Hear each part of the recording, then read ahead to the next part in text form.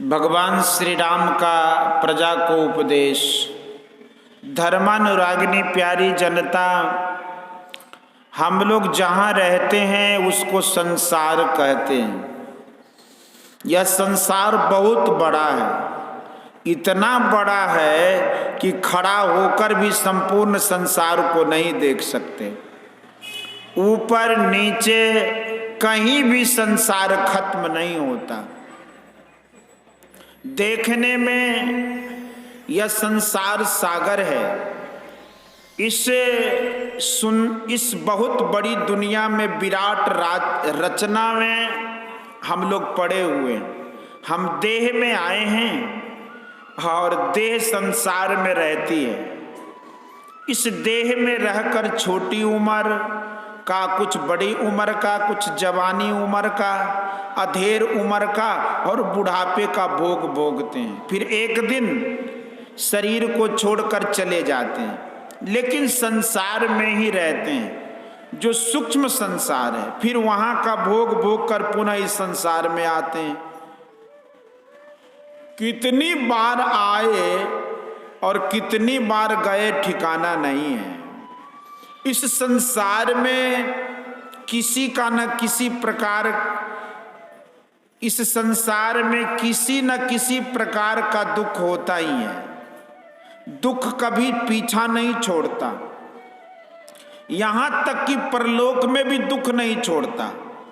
दूसरे जन्म में भी दुख होता है। इसलिए हमारे यहाँ जितने अच्छे आदमी आए, उन्होंने एक स्वर से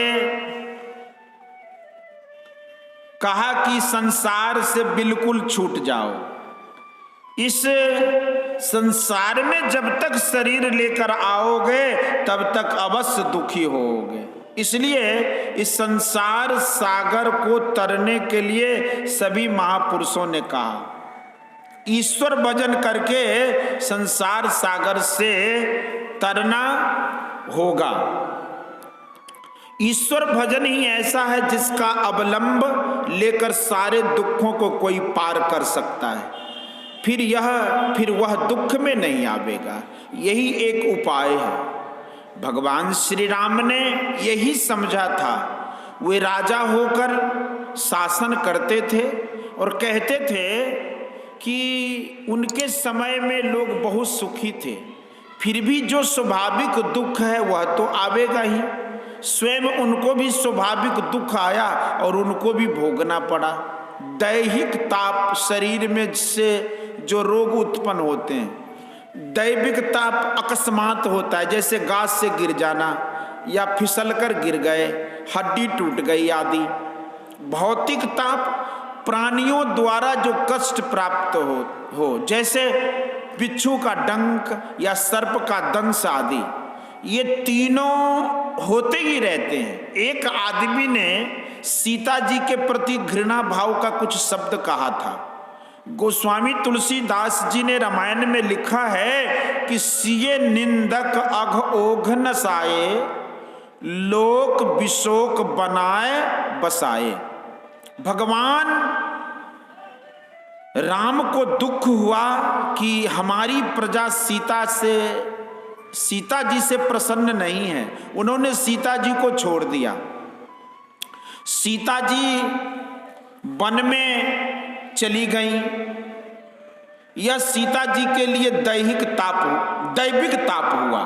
इन तापों से छूटने का उपाय करो, यही संतों का उपदेश है। बिना ईश्वर भजन के इन त्रय तापों से छूट नहीं सकते। भगवान श्री राम ने इसको समझा कि प्रजा को जितना सुख मिलना चाहिए मिल रहा है, किंतु शरीर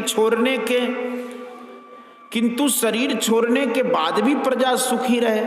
इसलिए उन्होंने सब लोगों को बुलाकर सभा की और यह शिक्षा दी कि बड़े भाग मानुष तन पावा, सुर दुर्लभ सब ग्रंथ ही गावा।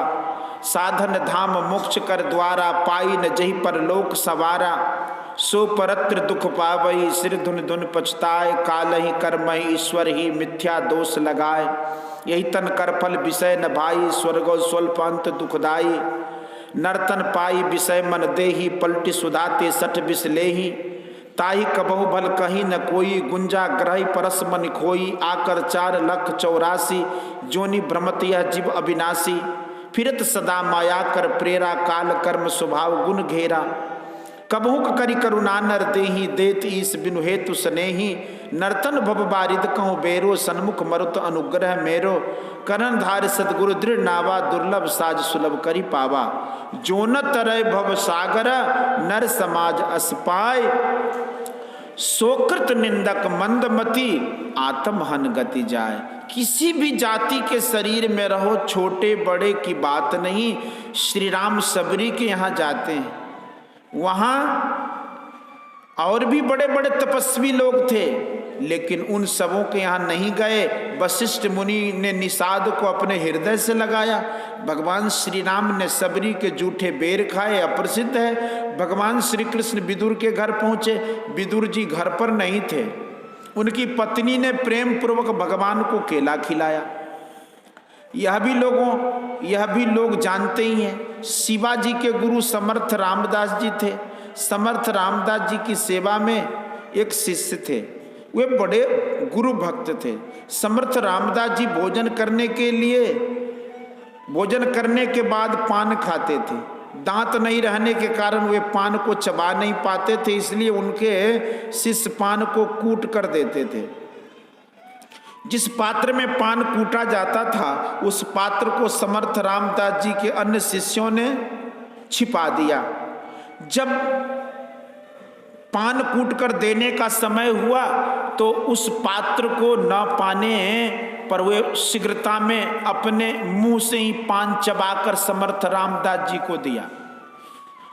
यह बात विपक्षियों ने शिवाजी से कही।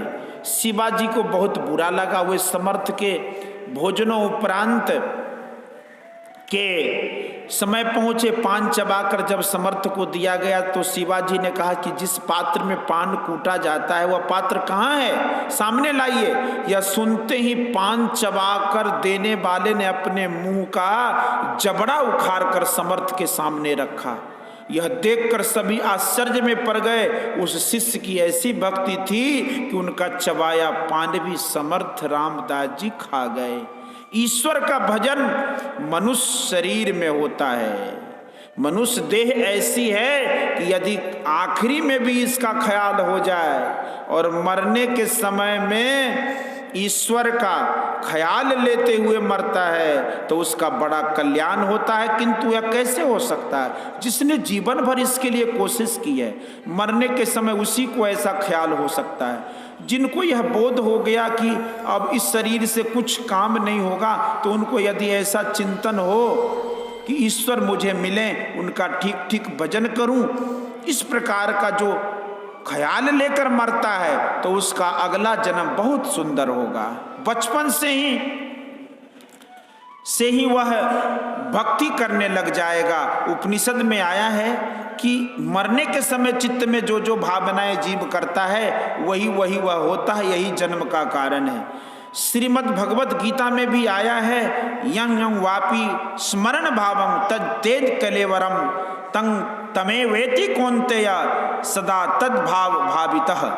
अर्थात मनुष्य अंत काल में जिस जिस भाव का स्मरण करता है उसको ही प्राप्त होता है, क्योंकि सदा जिस भाव का चिंतन करता है अंत काल में भी वह प्रायः उसी का स्मरण होता है। जिसको शरीर से कुछ काम नहीं हो सकता, उनको बेकार सांसारिक वस्तुओं की चिंता नहीं करनी चाहिए, क्योंकि उस चिंता से तो कुछ होता नहीं है। तब फिर बेकार सांसारिक चिंता से क्या लाभ? ईश्वर के नाम को मन ही मन जपते रहो, इसको मन में घुमाते रहो। जिनको ईश्वर संबंधी जो शब्द प्रिय है उसको जपो, चाहे राम, चाहे शिव, चाहे कृष्ण, जो ईश्वर वाचक शब्द हो उसको जपो। अपने को शुभ गति में ले जाने का यही उपाय है, अपने को अपने से शुभ गति में ले जाना होता है। यदि शरीर छोड़ने के बाद कोई कुछ क्रिया उसकी शुभ गति के लिए करते हैं तो उसके लिए मैं उनसे निषेधात्मक नहीं कहता। यदि दूसरे के किए हुए से कुछ ऊपर उठ गए और यदि अपना कुछ करके ऊपर उठ जाएं तो कितना अच्छा हो। अपनी शुभ गति के लिए ईश्वर का भजन ही सर्वश्रेष्ठ है। जो जीवन में भक्ति पूरा नहीं कर सका और मरते समय उसका वैसा ख्याल हो जाए कि भक्ति पूरी नहीं हो सकी, तो दूसरे जन्म में ईश्वर की भक्ति की भावना से प्रेरित होकर वह भक्ति करेगा। मरता शरीर है और भावना मन में होती है, मन सूक्ष्म शरीर के साथ जाता है, इसलिए उसका जो दूसरा जन्म होगा उस शरीर में उसका वह मन मदद करेगा और वह भजन करेगा। सभी को ईश्वर भजन करना चाहिए, चाहे खेती करो, चाहे विद्या अध्ययन करो, चाहे कोई काम करो, थोड़ा थोड़ा सभी ईश्वर का भजन करो। तन काम में मन राम में, सभी को ईश्वर का स्मरण करते हुए काम करो। गीता में भगवान श्री कृष्ण ने फलासा त्याग करने कहा, कर्म करके उसको ईश्वर में अर्पण कर दो। कबीर साहब ने कहा, जो कुछ किया सो तुम किया, मैं कुछ किया नाही, कबहू किया कहें कि मैं किया, तुम ही थे उन्माही। यहाँ अहंकार भाव का त्याग है, किंतु किसी को एक लाठी मार दो और कहो कि ईश्वर तुमने मारा सो नहीं। संत बनने के लिए जितने अच्छे अच्छे कर्म हैं उनके लिए जो किया सो तुम किया, मैं कुछ किया नहीं। ईश्वर भजन करने में यदि ईश्वर भजन का अहंकार आता है तो उसको परमात्मा भजन में ही गिराता है। ईश्वर का भजन मन में ऐसा बना लीजिए कि शरीर छोड़ते छोड़ते भी वही याद रहे। कितने रोगी हों, कितने वृद्ध हों, यदि उनका मन फिर जाए और ईश्वर का भजन करते करते शरीर छोड़े तो उनकी वह गति होगी जो श्राद्ध क्रिया से नहीं हो सकती। इसलिए सबको ईश्वर भजन करना चाहिए। इसलिए भगवान श्री राम ने कहा, यह शरीर बड़े भाग से मिला है। संक्षेप में भगवान श्री राम ने समझाया कि यह शरीर विषय भोग के लिए नहीं है, स्वर्ग का सुख भी थोड़ा ही है, और अंत में दुख है। यह मनुष्य शरीर नाव है, ईश्वर की कृपा अनुकूल वायु है, गुरु कर्णधार है। मनुष्य शरीर है ही ईश्वर की कृपा भी प्राप्त है, बाकी सद्गुरु बच जाते, खोजने पर सद्गुरु भी मिल जाते हैं। सद्गुरु मिलने पर भी यदि उसके अनुकूल नहीं चलिए तो नाव पार नहीं लग सकती। इसलिए संसार से पार होने के लिए ये तीन चीजें हैं। ये तीनों चीजें भव सागर पार करने के लिए सबसे सरल है। पहले जप करो। बूढ़े शरीर से प्राणायाम नहीं हो सकता, उनके लिए नाम जपना और जिस रूप में श्रद्धा हो उसका ध्यान करें। यदि उनको दृष्टि साधन करने कहा जाए तो उनसे नहीं होगा, इसलिए उनको शब्द साधन करना चाहिए। बहुत बूढ़े के लिए ये तीन काम है, इनमें किसी एक का भी अभ्यास करते हुए शरीर का त्याग करना चाहिए। बोलिए श्री सद्गुरु महाराज की।